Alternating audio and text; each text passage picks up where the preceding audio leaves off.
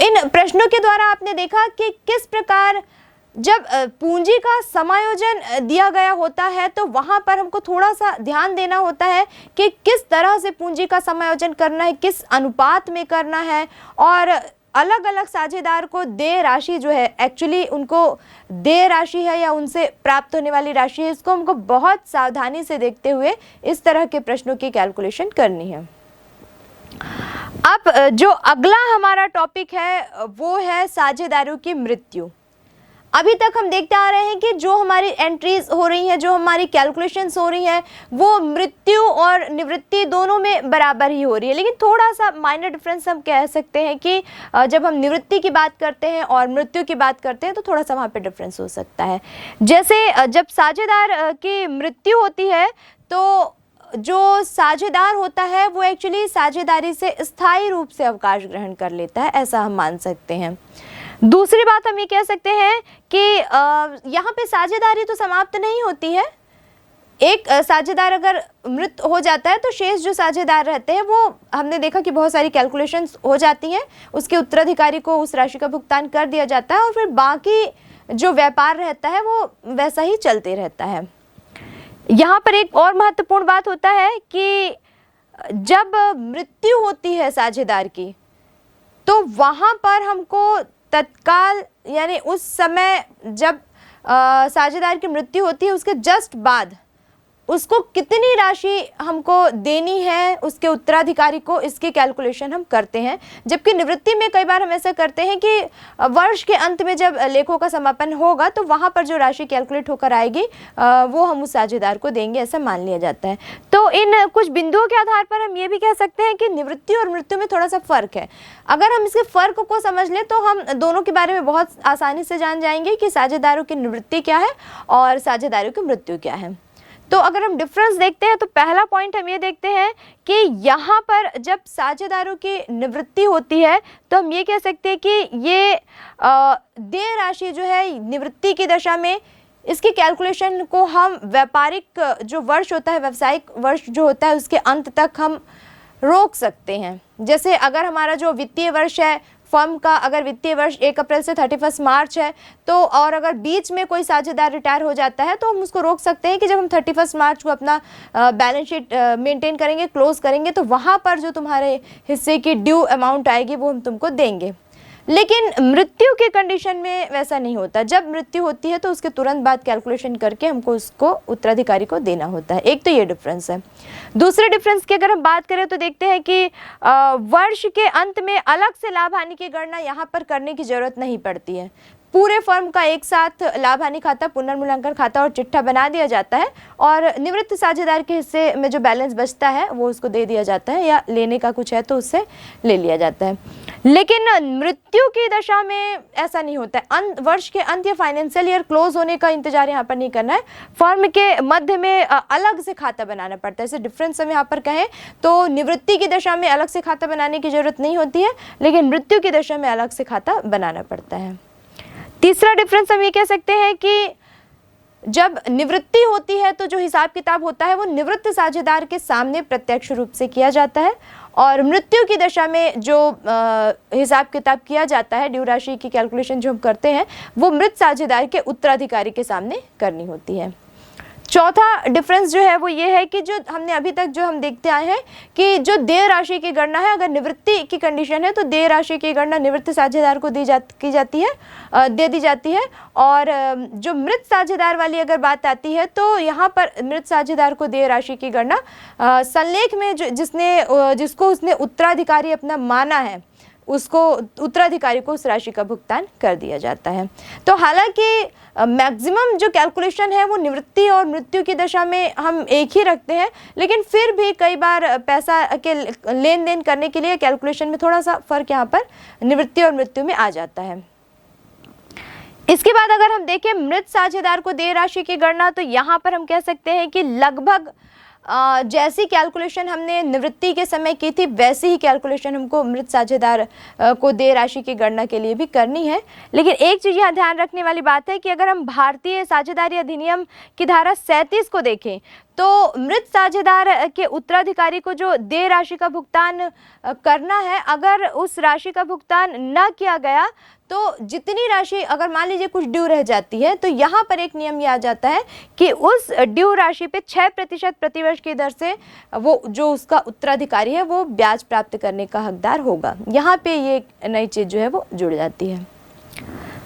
अब अगला जो हम देखते हैं, यहाँ पर देखते हैं लाभ की गणना। नेक्स्ट जो हमारा टॉपिक है कि लाभ की गणना कैसे की जाए फर्म की। तो यहाँ पर हम देखते हैं कि जब मृत साझेदार को देय राशि में मतलब लाभ का जो हिस्सा रहता है उसकी गणना करनी है, तो साझेदार की मृत्यु की तिथि तक, मतलब जब से फर्म ने अपना खाता स्टार्ट किया वित्तीय वर्ष के अनुसार, और जब किसी साझेदार की मृत्यु हुई तो मृत्यु की तिथि तक फर्म में कितना लाभ हुआ और उस लाभ में जो मृत साझेदार है उसका हिस्सा क्या था, इसकी कैलकुलेशन हमको यहाँ पर करनी होती है। अब इस कैलकुलेशन को भी हम अलग अलग सूत्रों के आधार पर करते हैं। पहला हम यहाँ पर देखते हैं कि अगर हमको समय के आधार पर इसकी कैलकुलेशन करनी है, दो विधियों को हम यहाँ पे ध्यान में रखते हैं। समय के आधार पर अगर हमको कैलकुलेशन करनी है तो यहाँ पर हम फॉर्मूला लगाते हैं फर्म की मृत्यु तिथि तक का अनुमानित लाभ ज्ञात करने के लिए। फर्म की मृत्यु तिथि तक का अनुमानित लाभ बराबर गत चिट्ठे से मृत्यु तक के दिनों की संख्या गुणित विगत वर्षों का औसत लाभ और बटे 365, क्योंकि वित्तीय वर्ष एक वर्ष का होता है तो 365 से हम इसको डिवाइड कर देते हैं। दूसरा हम इसी के अंतर्गत देखते हैं, इसी विधि के अंतर्गत, कि मृतक साझेदार के लाभ का हिस्सा। अब इस पूरे फर्म के लाभ में से मृतक साझेदार के लाभ का हिस्सा कितना है, इसकी कैलकुलेशन की जाती है। मृतक साझेदार के हिस्से के लाभ का भाग निकालने के लिए जो हम फॉर्मूला यूज करेंगे, उसके लिए हम मृतक साझेदार के लाभ का हिस्सा बराबर फर्म का अनुमानित लाभ जो इसके पहले हमने कैलकुलेट किया उसको हम मल्टीप्लाई करेंगे मृतक साझेदार के हिस्से से, और इस तरह से हम ये ज्ञात कर लेंगे कि अब तक का यानी मृत्यु की तिथि का फर्म का जो कुल लाभ है उस कुल लाभ में मृतक जो साझेदार है उसका हिस्सा कितना है। दूसरा, यहाँ पर जब हम बिक्री के आधार पर कैलकुलेशन करेंगे तो यहाँ पर हम जिस फॉर्मूले का प्रयोग करेंगे उसमें हम देखेंगे कि फर्म का अनुमानित लाभ बराबर गत वर्ष का लाभ गुणित गत चिट्ठे से मृत्यु की तिथि तक की बिक्री की राशि और बटे गत वर्ष की जो बिक्री थी। इसके आधार पर हम गत वर्ष का अनुमानित लाभ निकालेंगे और फिर इसके आधार पर हम जो लाभ में साझेदार का, मृतक साझेदार का जो हिस्सा है उसकी हम कैलकुलेशन कर लेंगे। आइए कुछ इस तरह के कैलकुलेशंस पर आधारित प्रश्न देखते हैं ताकि इसको हम और अच्छे से समझ सकें। 31 मार्च 2007 को यहाँ पर प्रतीक, रॉकी और कुशल का चिट्ठा दिया गया है। इस चिट्ठे में हम देखते हैं कि लेनदार 16,000 के, इस चिट्ठे में हम देखते हैं कि क्रेडिटर लेनदार जो है 16,000 के हैं। यहाँ पर सामान्य संचय यानी जनरल रिजर्व 16,000 का है। कैपिटल दी गई है पार्टनर्स की, प्रतीक की है 30,000, रॉकी की 20,000 और कुशाल की 20,000। प्राप्य बिल दिया गया है संपत्ति में 16,000, फर्नीचर 22,600, स्टॉक 20,400, डेटर्स दिए गए, देनदार दिए गए हैं 22,000 के, बैंक बैलेंस है 18,000 का और कैश यानी कि रोकड़ है 3,000 की। टोटल हम देख रहे हैं बैलेंस शीट का 1,02,000 आता है। यहाँ पर जब हम एडजस्टमेंट देखते हैं तो हमें पता चलता है कि रॉकी की मृत्यु हो गई, 30 जून 2007 को रॉकी की मृत्यु हो गई। साझेदारी संलेख जो बनाया गया था उसमें जो उत्तराधिकारी उसने दर्शाया था उसके अनुसार जो मृत साझेदार का उत्तराधिकारी है उसको क्या क्या मिलेगा, उसे साझेदार के पूंजी खाते का शेष, पूंजी पर 5% प्रतिवर्ष की दर से ब्याज, गत 3 वर्ष के औसत लाभ के दुगने के आधार पर ख्याति में भाग और गत वर्ष के लाभ के आधार पर गत वित्तीय वर्ष की समाप्ति से मृत्यु तिथि तक के लाभ में भाग। इतनी राशि हमको उसको देनी है। 31 मार्च 2005, 2006 और 2007 को समाप्त वर्ष के लिए जो लाभ है वो 12,000, 16,000 और 14,000 दिया गया है। यहाँ पर सबसे पहले अगर हम कैलकुलेशन की बात करें तो सबसे पहले हम यहाँ वर्किंग नोट बना लेंगे, क्योंकि इससे हमको ये पता चल जाएगा कि वास्तव में उनको ख्याति के रूप में कितनी राशि देनी है। तो जब हम वर्किंग नोट बनाते हैं सबसे पहले हम ख्याति में रॉकी जो मृत साझेदार है उसका हिस्सा निकाल लेंगे। सबसे पहले हम फर्म के गुडविल कैलकुलेट करते हैं, जो कि प्रश्न में हमने देखा कि 12,000, 16,000 और 14,000 था। तो 12,000 प्लस 16,000 प्लस 14,000 अपॉन 3, और क्योंकि यहाँ पर दिया गया है कि गत 3 वर्षों के औसत लाभ के दुगने के आधार पर हमको ख्याति की कैलकुलेशन करनी है, तो इसको हम 2 से मल्टीप्लाई कर देंगे। तो कुल मिलाकर हमको फर्म की जो गुडविल है वो 28,000 हम यहाँ पर ज्ञात कर लेंगे। अब अगला हमारा स्टेप होगा कि ये जो 28,000 है ये तो फर्म की टोटल गुडविल है, तो इसमें से जो मृत साझेदार है उसका हिस्सा क्या होगा। तो यहाँ हम देख रहे हैं कि जो मृत साझेदार है यानी कि रॉकी, उसका जो फर्म में हिस्सा है 2/7, क्योंकि यहाँ पर प्रश्न में स्पष्ट रूप से दिया गया है कि लाभ का जो विभाजन है वो पूंजी के अनुपात में किया जाना है, और अगर हम पूंजी का अनुपात निकालें तो हम देखते हैं कि प्रतीक, रॉकी और कुशल की जो पूंजी थी वो थी 30,000, 20,000 और 20,000। इसके आधार पर जब हम अनुपात निकालते हैं तो हमारा जो अनुपात आता है वो आता है 3:2:2। तो इसके आधार पर हम कह सकते हैं कि रॉकी का जो अनुपात था वो है 2/7। तो ये जो 28,000 की टोटल गुडविल थी इसमें हम रॉकी के हिस्से को अलग कर देते हैं, यानी 28,000 इंटू 2/7 करते हैं, तो रॉकी के हिस्से की जो गुडविल थी वो 8,000 हमको यहाँ पर मिल जाती है। अब दूसरी एक बात हम यहाँ पर देखते हैं कि प्रॉफिट का जो हिस्सा था, क्योंकि यहाँ पर बोला गया है कि प्रॉफिट का हिस्सा भी उसको चाहिए है। द जो पॉइंट आप देखते हैं कि गत वर्ष के लाभ के आधार पर गत वित्तीय वर्ष की समाप्ति से मृत्यु तिथि तक का जो लाभ का हिस्सा है, जो इसके पहले हमने कैलकुलेशन में वीडियो में देखा था, उसके आधार पर हम लाभ का हिस्सा निकाल लेते हैं। तो इसमें हम फॉर्मूला लगाते हैं गत वर्ष का लाभ और इसको मल्टीप्लाई करते हैं मृत्यु की तिथि तक के जो दिन है, और फिर हम उसको मल्टीप्लाई करते हैं पार्टनर का जो शेयर है, जो मृत साझेदार है उसका जो हिस्सा है उससे हम फिर से मल्टीप्लाई करेंगे। तो पिछले साल का जो प्रॉफिट था वो हम यहाँ पर देख रहे हैं कि 14,000 रुपए का प्रॉफिट था फर्म का, और उसमें अगर हम उसकी मृत्यु की तिथि देखते हैं तो यहाँ पर क्योंकि फर्म 31 मार्च को बंद होती है और रॉकी की मृत्यु हुई है 30 जून को, तो अप्रैल, मई और जून 3 महीने को हम काउंट करते हैं, तो ये मल्टीप्लाइड बाय 3 हम यहाँ पर करेंगे, और उसके बाद हम गुणा करेंगे उसको, जो रॉकी का जो हिस्सा था जैसे अभी हमने देखा 2/7 था, और फिर हम क्योंकि 3 महीने की यहाँ पर हम कैलकुलेशन किए हैं तो इसको हम 3/12 लिखेंगे, और रॉकी का इसमें हिस्सा था 2/7। तो इस तरह से हम 14,000 इंटू 3/12 इंटू 2/7 कैलकुलेट करेंगे, तो 1,000 जो है वो हमको लाभ में मृत साझेदार का हिस्सा प्राप्त हो जाएगा। अब क्योंकि यहाँ पर हमको गेनिंग रेशियो की भी जरूरत पड़ेगी, तो गेनिंग रेशियो के लिए हम ये कह सकते हैं कि ये जो गेनिंग रेशियो है वो जो पहले का जो रेशियो है उसी के अनुपात में रहेगा, क्योंकि नया किसी प्रकार की नई इंफॉर्मेशन यहाँ पर नहीं दी गई है। तो हम देखते हैं कि जो इनका पुराना अनुपात था वो है 3:2:2। अब इसमें से अगर हम रॉकी का हिस्सा यानी कि 2 को गायब कर दें तो हम यहाँ पे देखते हैं कि 3:2 इनका जो होता है वो गेनिंग रेशियो यहाँ पर हो जाता है। अब यहाँ पर हम देखते हैं कि जो बचे हुए जो पार्टनर हैं उनमें ये जो हमने गुडविल कैलकुलेट की है उसको हमको कैसे समायोजित करना है। अभी पिछले क्वेश्चन में जैसे हम समायोजित करते आए हैं बिल्कुल उसी तरह से हम इसको करेंगे। जैसे कि यहाँ पर हम देखते हैं कि प्रतीक का जो हिस्सा है वो 3/5 हो जाता है, क्योंकि हमने यहाँ पे नया जो रेशियो निकाल दिया है 3:2, 3:2, इसके हिसाब से प्रतीक का जो हिस्सा है वो 3/5 है और कुशाल का जो हिस्सा है वो 2/5 है। तो 8,000 रुपए जो ख्याति की राशि थी रॉकी के हिस्से की, उसको हम प्रतीक को 3/5 और कुशाल को 2/5 दे देंगे, यानी प्रतीक को मिलेगी 4,800 और कुशाल का जो हिस्सा होगा वो होगा 3,200। पांचवी जो हमारी यहाँ पर कैलकुलेशन होगी वो होगी जो एक पॉइंट यहाँ पर दिया गया है कि पूंजी पर उसको ब्याज मिलना है 5% प्रति वर्ष की दर से। तो क्योंकि वो फर्म में 3 महीने ही था जीवित था, हमने देखा 31 मार्च को फर्म क्लोज होती है और जून 30 को उसकी मृत्यु हो गई रॉकी की, तो वो अप्रैल, मई और जून 3 महीने ही फर्म में था, तो हम केवल यहाँ पर 3 महीने का जो पूंजी पर ब्याज होगा वो हमको यहाँ पर दे होगा।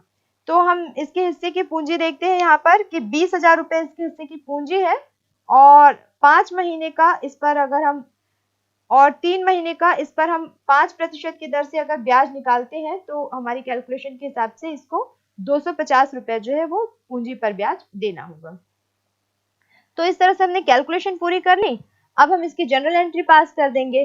तो फर्स्ट जनरल एंट्री जो हम पास करेंगे वो हम देखते हैं कि ये एंट्री होगी हमारी, उसको हम जिस जिस राशि का यहाँ पर भुगतान कर रहे हैं, यानी कि पूंजी पर ब्याज खाता डेबिट, लाभ हानि खाता डेबिट, सामान्य संचय खाता डेबिट और रॉकी के पूंजी खाता से।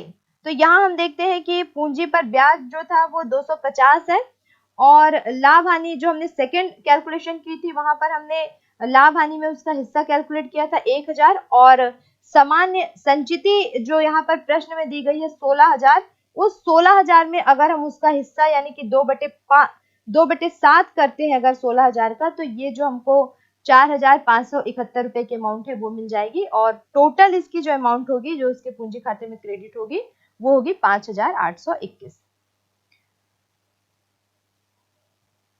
सेकेंड जनरल एंट्री जो हम पास करेंगे वो होगी, इसका जो गुडविल का शेयर है वो डिस्ट्रीब्यूट करने की एंट्री होगी, यानी शेष साझेदारों का पूंजी खाता डेबिट मृत साझेदार के पूंजी खाता से। इस हिसाब से हम यहाँ पर एंट्री करेंगे, प्रतीक का पूंजी खाता डेबिट, कुशाल का पूंजी खाता डेबिट, रॉकी के पूंजी खाता से। तो हमने क्योंकि यहाँ पर जो फोर्थ कैलकुलेशन की है उसको हम देखेंगे।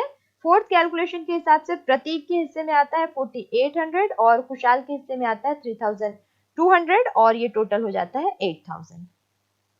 थर्ड हम इसकी जो जनरल एंट्री पास करेंगे वो हम देखेंगे कि इसके हिस्से में जब हमने कैपिटल अकाउंट जब हम बना रहे हैं तो वहां पर इसके हिस्से की कौन सी राशि आती है, तो वहां पर जो हम राशि देखेंगे उसके आधार पर हम यहाँ पर अमाउंट की पोस्टिंग करेंगे।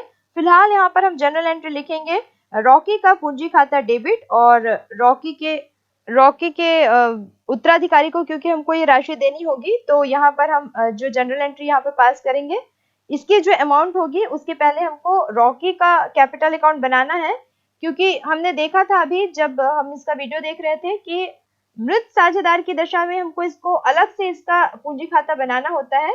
तो जो भी राशि हमको इसको देनी है वो सारी हम इसके क्रेडिट साइड में लिखते जाएंगे। तो आइए इसका पूंजी खाता बनाकर देखते हैं कि कितनी राशि इसको दिए हैं। तो यहाँ पर हम देखते हैं कि क्रेडिट साइड में जो 20,000 का उसका कैपिटल का बैलेंस ऑलरेडी था उसकी हमने एंट्री की।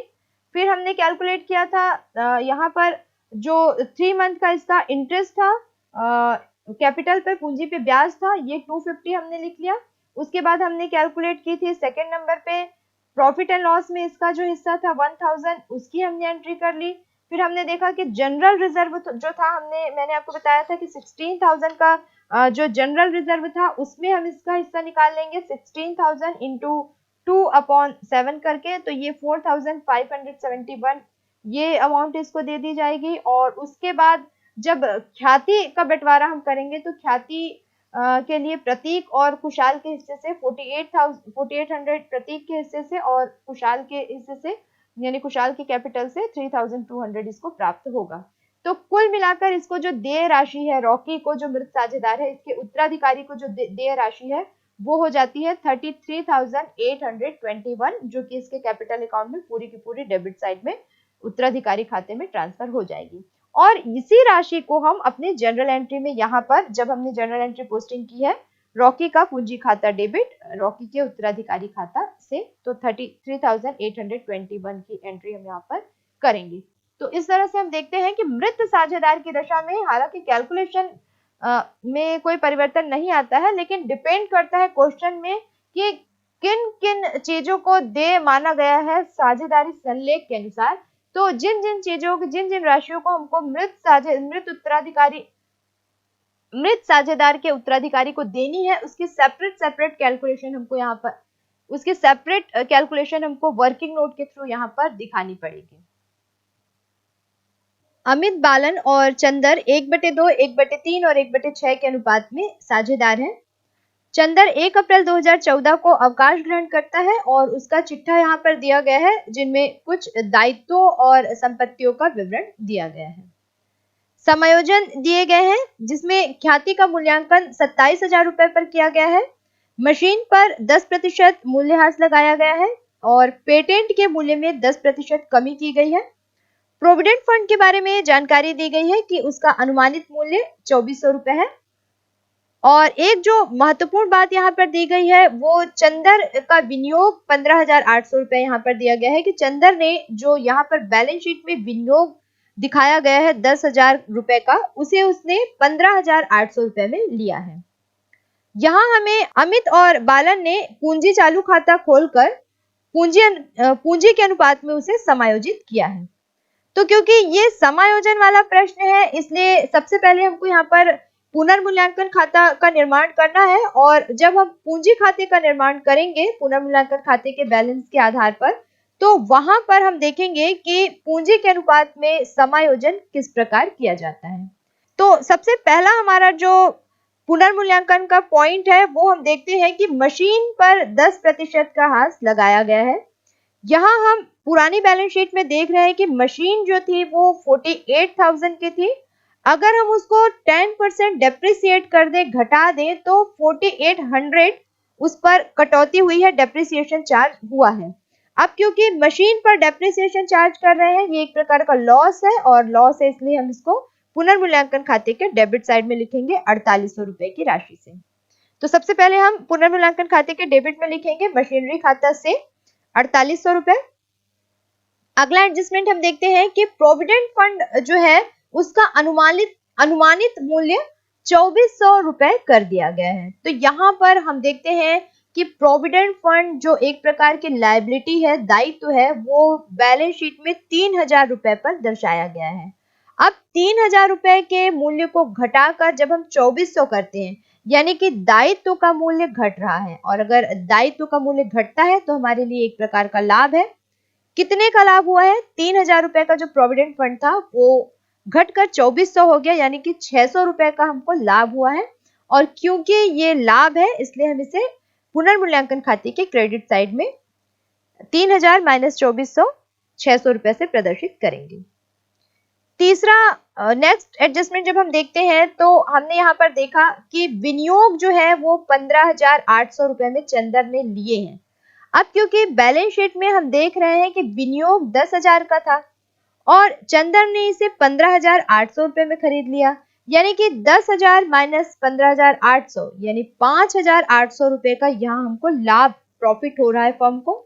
तो क्योंकि ये फर्म का लाभ है इसलिए हम इसे पुनर्मूल्यांकन खाते के डेबिट साइड में इन्वेस्टमेंट या विनियोग खाता को लिखेंगे और केवल 5,800 रुपए की राशि लिखेंगे।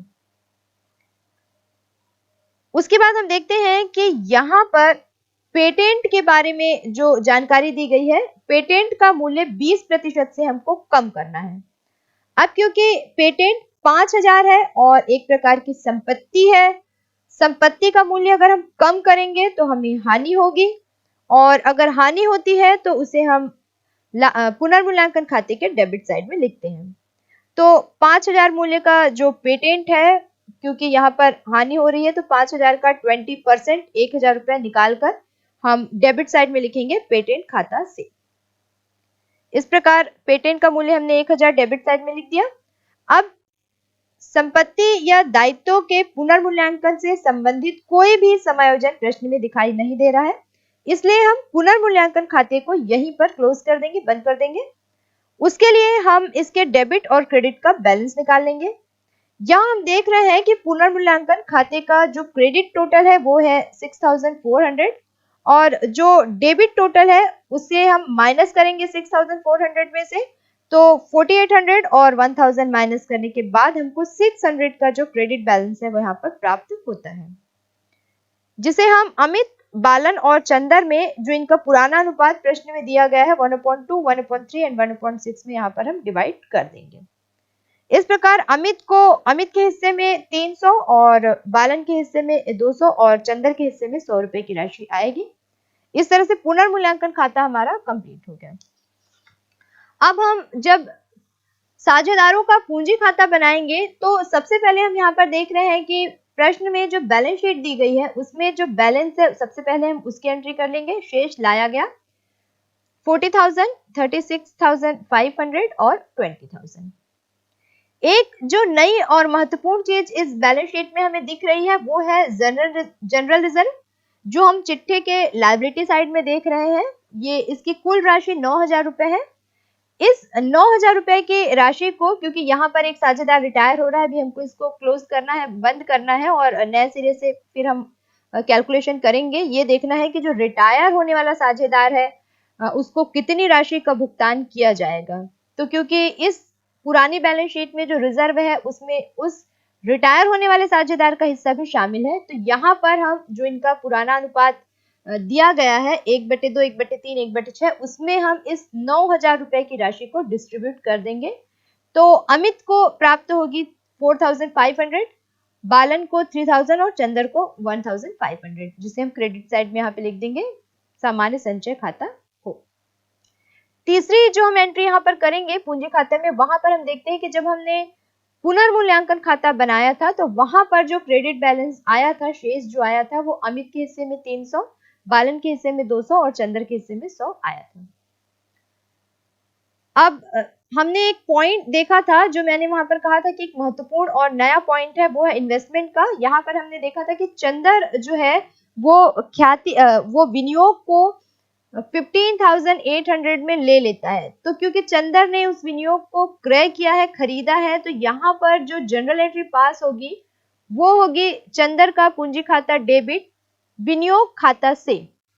तो इस जनरल एंट्री के आधार पर जब हम पूंजी खाता में पोस्टिंग करेंगे तो हम पूंजी खाते के डेबिट साइड में चंदर के हिस्से में विनियोग खाता से इस प्रकार की प्रविष्टि करेंगे और चंदर के हिस्से में 15,800 रुपए से एंट्री करेंगे। अब क्योंकि पूंजी खाता में लिखने के लिए किसी प्रकार की कोई प्रविष्टि शेष नहीं है, तो अब हम चलते हैं ख्याति पे।